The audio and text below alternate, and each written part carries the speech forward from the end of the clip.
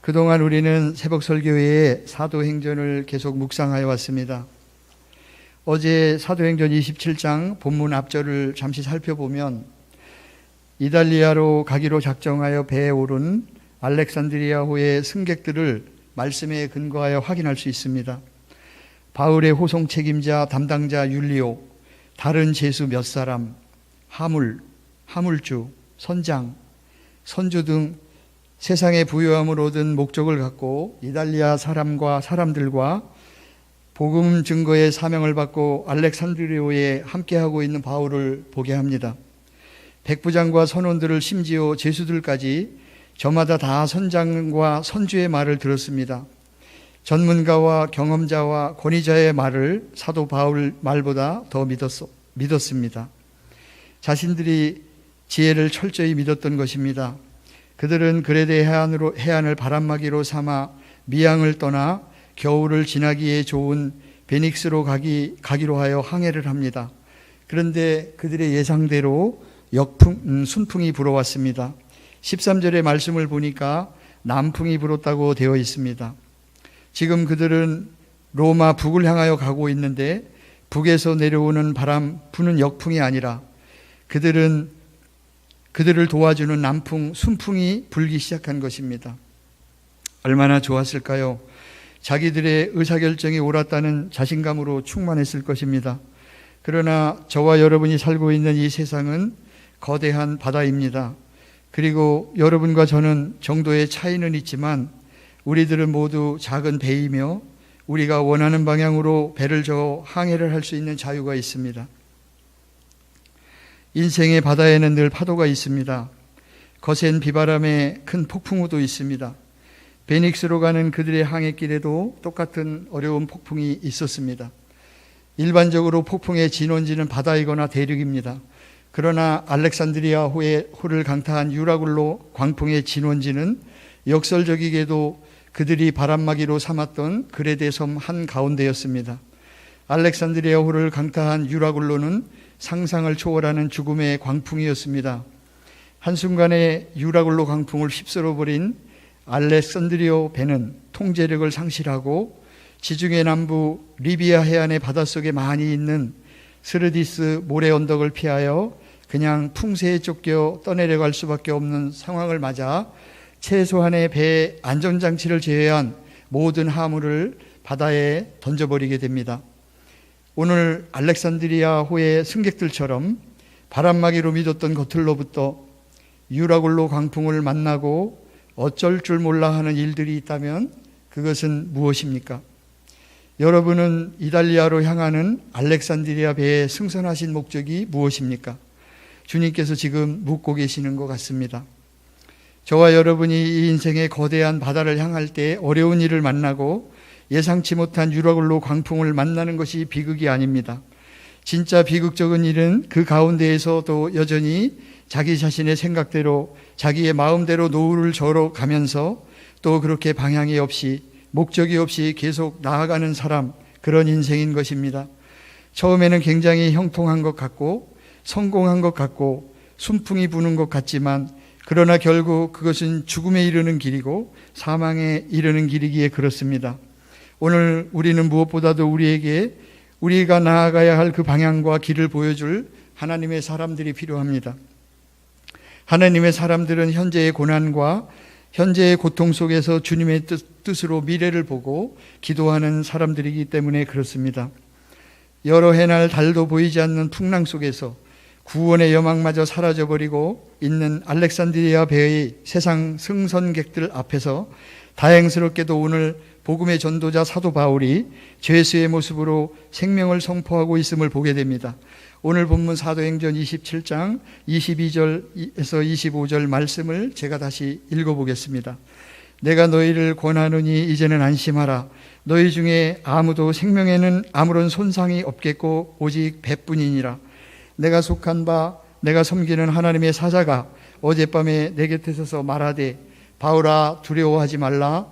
내가 가이사 앞에 서야겠고 또 하나님께서 너와 함께 항해하는 자를 다 주셨다 하였으니 그러므로 여러분이 안심하라. 나는 내게 말씀하신 그대로 되리라고 하나님을 믿노라. 아멘입니다. 바울은 로마 관광과 베닉스 항구에 정박하여 편안한 겨울을 지내며 사업을 하고자 알렉산드리아 배에 승선한 것이 아니었습니다. 바울의 계획이 아니라 하나님의 계획으로 로마 시민의 자격으로 죄수의 모습으로 로마 황제가 있는 법정에서 주님의 복음을 증거하기 위해서입니다. 하나님의 섭리였습니다. 저와 여러분은 오늘 어디에 속한 사람입니까? 분명하게 도전을 드리고 싶습니다. 하나님은 우리가 어디에 속한 사람인지 선별할 수 있는 방법을 성경 중에서 요한복음 8장 45절에서 47절 말씀으로 알려주셨습니다. 제가 읽어드리겠습니다. 내가 진리를 말함으로 너희가 나를 믿지 아니하는도다. 너희 중에 누가 나를 죄로 책잡겠느냐? 내가 진리를 말하는데도 어찌하여 나를 믿지 아니하느냐?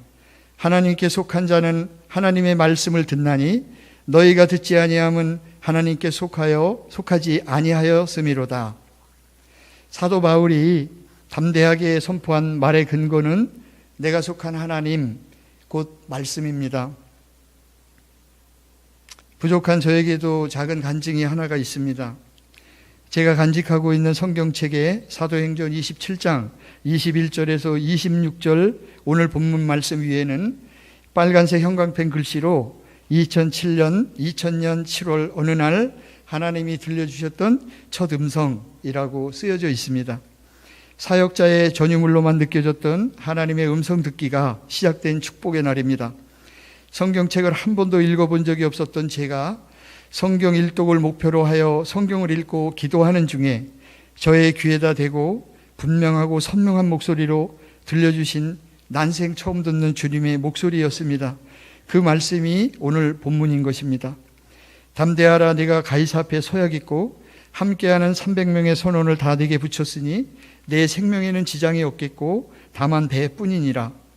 성경을 연구하시는 분들의 언급하시는 알렉산드리아 후에 승선 인원은 273명에서 300명까지라 정확히 인원은 알 수 없지만 본문의 순서도 앞뒤로 뒤섞여 있지만 2000년 7월의 어느 여름밤 생생하고 환상적인 주님의 음성을 지금도 저는 잊을 수가 없습니다. 전지전능하신 하나님께서는 저같이 성경에 무식한 자에게도 말씀하여 주시는 분, 능력의 하나님을, 예수님을 영접하고 난 처음으로 겪는 복된 날이었습니다.